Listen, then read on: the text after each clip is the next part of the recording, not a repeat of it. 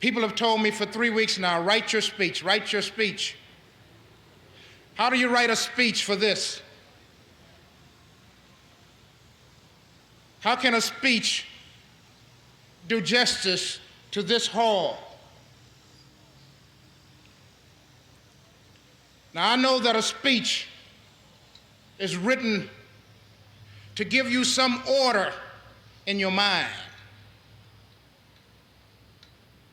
However, I doubt very seriously if all of those great men would be in this hall if they were men of order. They are here because this game is a game of reaction. And my reaction today is one of joy, excitement, delight, and wonderment. It never bothered me that I was going from a small town in Arkansas to a large university like the University of Illinois. However, I later found out my sophomore year that I had to play against Ohio State and the great Woody Hayes. Hi, Coach.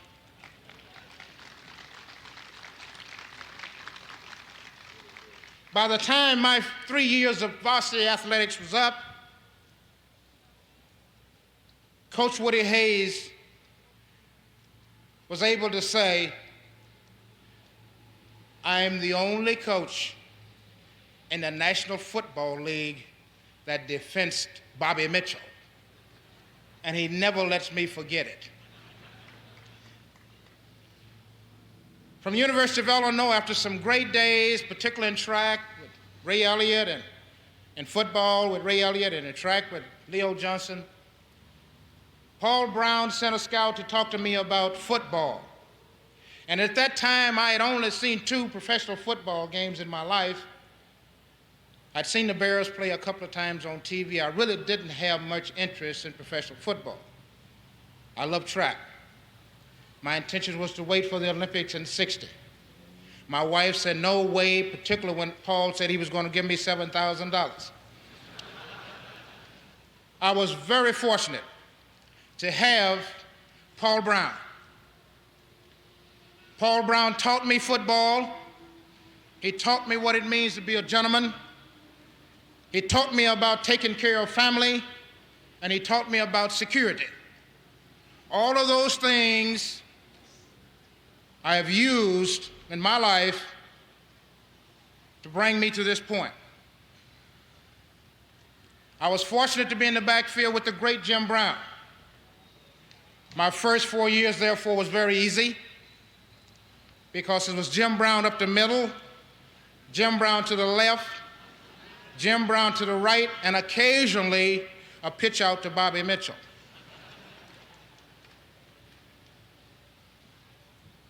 I had a great day and a sad day. I was traded to the Washington Redskins, which started a very beautiful association with Bill McPeak and some great athletes. We didn't win a lot of games, but we cared about each other. I was in a city that cared about Bobby Mitchell. And as Mr. Marshall said to me, we are taking you out of the shadow of Jim Brown. And that was right, because I had some good years after that. I would like to thank Mr. Jack Kent Cooke and John Cook for giving me the day off so I could be here today.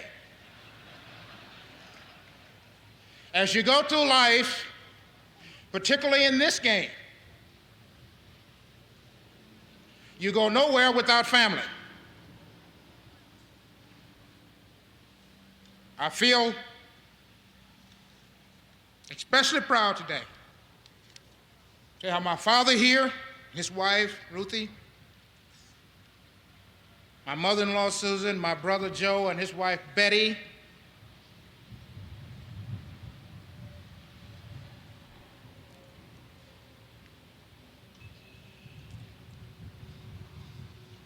and a lady who has been with me through all of this, my wife.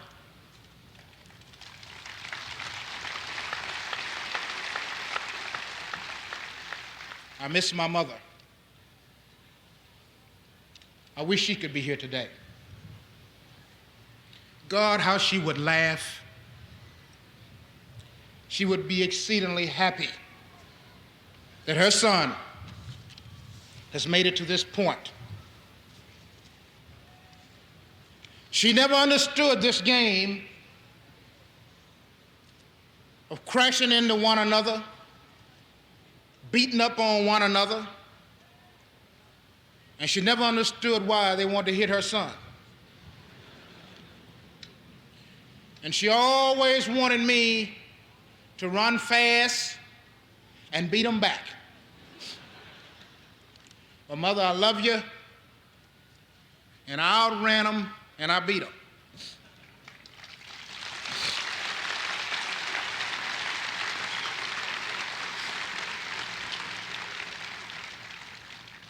When the ultimate happens to you, there are hundreds of people you want to thank. Love requires this. But I can't embrace all of you today. So I'm glad that all of you know who you are. One of the greatest things happened to me and the rest of the enshrinees yesterday was a luncheon where we had the opportunity to spend a couple hours with those great men in these halls. In the past, to me, they were merely people among the archives. But yesterday I stood face to face with the men who made pro football. It makes you wonder if you're worthy.